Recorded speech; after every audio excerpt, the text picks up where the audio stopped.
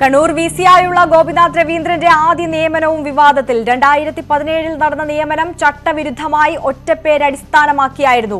VC നിയമന search കമ്മിറ്റിയുടെ minutes പകർപ്പും പുറത്തുവന്നു. വിവരങ്ങളുമായി വി അരുൺ ചേരുന്നുണ്ട്. അരുൺ, വിശദാംശങ്ങൾ. സാങ്കേതിക സർവകലാശാല വിസിയുടെ നിയമനം കഴിഞ്ഞ ദിവസം സുപ്രീം കോടതി റദ്ദാക്കിയത് UGC ചട്ടങ്ങൾ ലംഘിച്ചുവെന്ന് കണ്ടെത്തിയതിനെ തുടർന്നാണ്.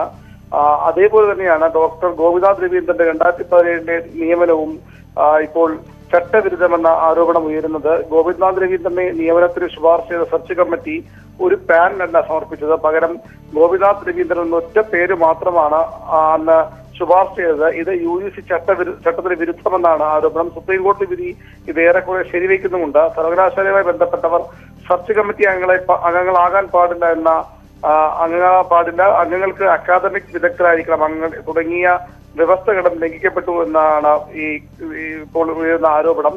അന്ന് ചീഫ് സെക്രട്ടറി ആയിരുന്ന ഡോക്ടർ കെ എബ്രഹാം, ഉന്നത വിദ്യാഭ്യാസ കൗൺസിൽ വൈസ് ചെയർമാൻ രാജൻ ഗുരുക്കളുമായിരുന്നു ആ കമ്മിറ്റിയിൽ അംഗങ്ങളായിരുന്നു. രണ്ടുപേരും സർവകലാശാലയുമായി ബന്ധപ്പെട്ടവരാണ്. മാത്രമല്ല ചീഫ് സെക്രട്ടറി എന്ന നിലയിലാണ് കെ എബ്രഹാം. അദ്ദേഹം അക്കാദമിക് രംഗത്തെ വിദഗ്ധനുമല്ല. അതുകൊണ്ട് തന്നെ ഇത്തരം കാര്യങ്ങളിലൊക്കെ UGC ചട്ടം ലംഘിക്കപ്പെട്ടു എന്ന ആരോപണമാണ് ഇപ്പോൾ ഉയരുന്നത്.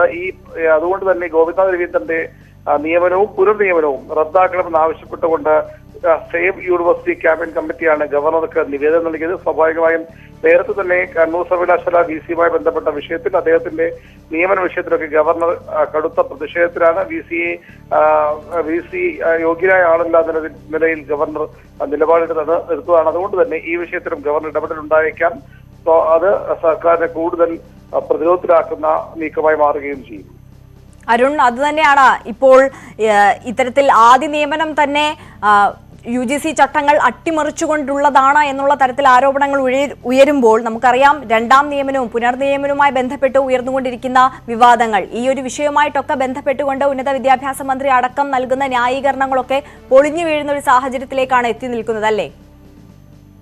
തീർച്ചയായും ഉന്നത വിദ്യാഭ്യാസ മന്ത്രിയും മുഖ്യമന്ത്രിയൊക്കെ പറഞ്ഞത് ചട്ടപ്രകാരം തന്നെയാണ്. ഗവർണർ തന്നെയാണ് ആ നിയമനത്തിന് അംഗീകാരം നൽകിയത്. അതുകൊണ്ട് തന്നെ പിന്നെ എന്തുകൊണ്ട് ഇപ്പോൾ ചോദ്യം ചെയ്യുന്നു എന്നതാണ് സർക്കാർ ഉയർത്തുന്ന വാദം, അല്ലെങ്കിൽ സർക്കാരിന്റെ ചോദ്യം ആ തരത്തിലാണ്. പക്ഷെ ഗവർണർ മറുപടി പറഞ്ഞത് അന്ന് തന്നെ സമ്മർദ്ദപ്പെടുത്തുകയും മുഖ്യമന്ത്രി നേരിൽ കണ്ടുമൊക്കെയാണ് നിയമനം തരപ്പെടുത്തിയത്.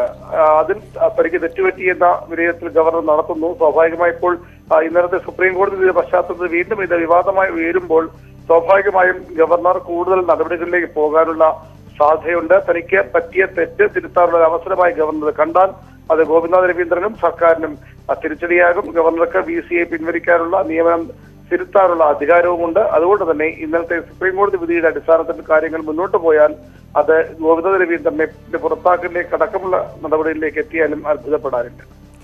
ശരി അരുൺ, തുടരുക. ഇപ്പോൾ KSU നേതാവ് ഷമാസ് നമുക്കൊപ്പം ചേരുകയാണ്. ശ്രീ ഷമാസ്, തുടക്കം മുതൽ തന്നെ KSU VC ഗോപിനാഥ് രവീന്ദ്രന്റെ നിയമനവുമായി ബന്ധപ്പെട്ടിട്ടുള്ള ആരോപണങ്ങൾ, അദ്ദേഹത്തിന് അത്തരത്തിലൊരു യോഗ്യത ഉണ്ടായിരുന്നില്ല, ഈ ഒരു നിയമനം നടന്നത് തെറ്റായ രീതിയിലാണ് എന്നുള്ള വാദം ഉന്നയിച്ചുകൊണ്ട് മുന്നോട്ട് വരികയും അതിനെതിരെ ശക്തമായ പ്രതിഷേധം ഉയർത്തുകയും ചെയ്തിരുന്നതാണ്. ഇപ്പോൾ പുനർനിയമനം മാത്രമല്ല ആദ്യ നിയമനവും ചട്ടവിരുദ്ധമാണ് എന്ന് തെളിയിക്കുന്ന രേഖകൾ പുറത്തു വന്നുകൊണ്ടിരിക്കുന്നു. എങ്ങനെ പ്രതികരിക്കുന്നു? സമാനമായി വിഷയം ചൂണ്ടിക്കാട്ടി തന്നെ കഴിഞ്ഞ 2021 ഡിസംബറിൽ KSU പരാതി നൽകുകയും VCയുടെ പുനർനിയമനം വലിയ വിവാദവും ചർച്ചയുമായ ഘട്ടത്തിൽ പുനർനിയമനം മാത്രമല്ല VCയുടെ ആദ്യ നിയമനം തന്നെ ചട്ടവിരുദ്ധമാണ് എന്ന് ചൂണ്ടിക്കാട്ടി കോടതിയെ ഉൾപ്പെടെ സമീപിക്കുന്നതിന് ശ്രമിക്കുകയും ചെയ്ത ഘട്ടത്തിലാണ് VCയുടെ നിയമനവുമായി ബന്ധപ്പെട്ട വിഷയങ്ങൾ കോടതി സ്റ്റേ ചെയ്യുന്നൊരു സാഹചര്യം ഉണ്ടായത്.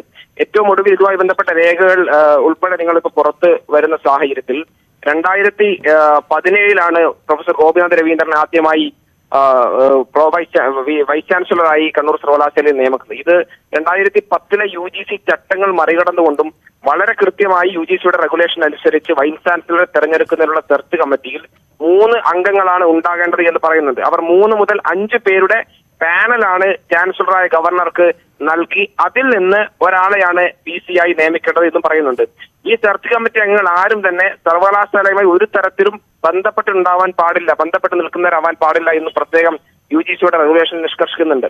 വളരെ വസ്തുതകൾക്ക് വിരുദ്ധമായി, നിയമങ്ങൾക്കും ചട്ടങ്ങൾക്കും ഒക്കെ വിരുദ്ധമായി 2017 ഈ സെർച്ച് കമ്മിറ്റി രൂപീകരിച്ച് ആ സെർച്ച് കമ്മിറ്റി നൽകിയിട്ടുള്ള ഒരേ ഒരു പേര് എന്ന് പറയുന്നത് പ്രൊഫസർ ഗോപിനാഥ് രവീന്ദ്രനെയാണ്. ഇപ്പോ ഏറ്റവും ഒടുവിൽ കേരള ടെക്നിക്കൽ യൂണിവേഴ്സിറ്റിയുടെ വൈസ് ചാൻസലറുടെ നിയമനവുമായി ബന്ധപ്പെട്ട് സുപ്രീം കോടതിയുടെ വിധി അതേപടി നടപ്പിലാകുന്ന ഘട്ടത്തിൽ വളരെ വ്യക്തമായി തന്നെ മറ്റ് ഒരു തരത്തിലുള്ള സംശയങ്ങൾക്കും ഇടയില്ലാത്ത വിധം തന്നെ പ്രൊഫസർ ഗോപിനാഥ് രവീന്ദ്രൻ പുറത്തേക്ക് പോകേണ്ടി വരുന്ന ഒരു സാഹചര്യം ഉണ്ടാകും. അതുമായി ബന്ധപ്പെട്ട രേഖകളും കൃത്യമായ UGC റെഗുലേഷൻ ഉൾപ്പെടെ അതിന്റെ മാനദണ്ഡങ്ങൾ ഉൾപ്പെടെ കൃത്യമായ രേഖകളും തെളിവുകളും സഹിതം തന്നെയാണ് കാര്യങ്ങൾ മുന്നോട്ട് പോകുന്നതും പരാതികൾ ഉയർന്നു വന്നിട്ടുള്ളതും. അതോടൊപ്പം തന്നെ ഇതിൽ നിന്ന് വ്യത്യസ്തമായി ഒരു പേര് എന്നതിനപ്പുറത്തേക്ക് ഈ സെർച്ച് കമ്മിറ്റിയിൽ പെടുന്ന ആരും തന്നെ യൂണിവേഴ്സിറ്റിയുമായി ബന്ധപ്പെട്ട് ഒരു തരത്തിലും ബന്ധപ്പെട്ട് നിൽക്കുന്ന ആളാവാൻ വേണ്ടി പാടില്ല എന്ന ഒരു നിർദ്ദേശം കൂടിയുണ്ട്. ഇവിടെ സർക്കാരുമായി ബന്ധപ്പെട്ട അന്നത്തെ സിൻഡിക്കേറ്റ് അംഗങ്ങളെ പോലും ഈ സെർച്ച് കമ്മിറ്റിയിൽ ആദ്യം നിശ്ചയിക്കുകയുണ്ടായി. പിന്നീട് ഈ സിൻഡിക്കേറ്റിന്റെ തന്നെ ഭാഗമായ അന്നത്തെ ചീഫ് സെക്രട്ടറി ടോം ജോസഫിന്റെ സർവകലാശാലയുമായി ബന്ധപ്പെട്ട് നിൽക്കുന്ന ഒരാളെന്ന നിലയിൽ അദ്ദേഹത്തിന്റെ കീഴുദ്യോഗസ്ഥനായ പ്ലാനിംഗ് ബോർഡ് വൈസ് ചെയർമാനെ ചാൻസലറുടെ നോമിനിയായി ആ സെർച്ച് കമ്മിറ്റിയിൽ ഉൾപ്പെടുത്തി. ആ രീതിയിൽ സർവത്ര നിയമവിരുദ്ധമായ സംഭവങ്ങളാണ് 2017 തന്നെ ഈ പ്രൊഫസർ ഗോപിനാഥ് രവീന്ദ്രനെ കണ്ണൂർ സർവകലാശാലയുടെ വൈസ് ചാൻസലറായി നിയമിക്കുമ്പോൾ ഉണ്ടായിട്ടുള്ളത്. അതുകൊണ്ട് ഒരു നിമിഷം പോലും പദവിയിൽ തുടരാൻ vice chancellor professor Gopinath Raveendran അർഹതയില്ല. അദ്ദേഹം മാന്യമായി രാജിവെച്ചൊഴിയാൻ തയ്യാറാവണമെന്ന് ഞങ്ങൾ ആദ്യം മുതൽ ആവശ്യപ്പെടുന്ന കാര്യം വീണ്ടും ആവർത്തിക്കുന്നു. ശരി, വളരെ നന്ദി ശ്രീ ഷമാസ് ഞങ്ങളോട് ഈ നിമിഷം പ്രതികരിച്ചതിന്. കണ്ണൂർ VCയുടെ ആദ്യ നിയമനവും പുനർനിയമനം മാത്രമല്ല ആദ്യ നിയമനവും ഇപ്പോൾ വിവാദത്തിലായിരിക്കുകയാണ്. 2017 നടന്ന നിയമനം ചട്ടവിരുദ്ധമായി ഒറ്റപ്പേര് അടിസ്ഥാനമാക്കിയായിരുന്നു എന്നുള്ളതിന്റെ VC നിയമന സെർച്ച് കമ്മിറ്റിയുടെ മിനിറ്റ്സ് പകർപ്പ് ഇപ്പോൾ പുറത്തു വന്നിരിക്കുകയാണ്. വിവരങ്ങളാണ് അരുൺ നൽകിയത്. തിരികെ എത്താം ഇടവേളയ്ക്ക് ശേഷം.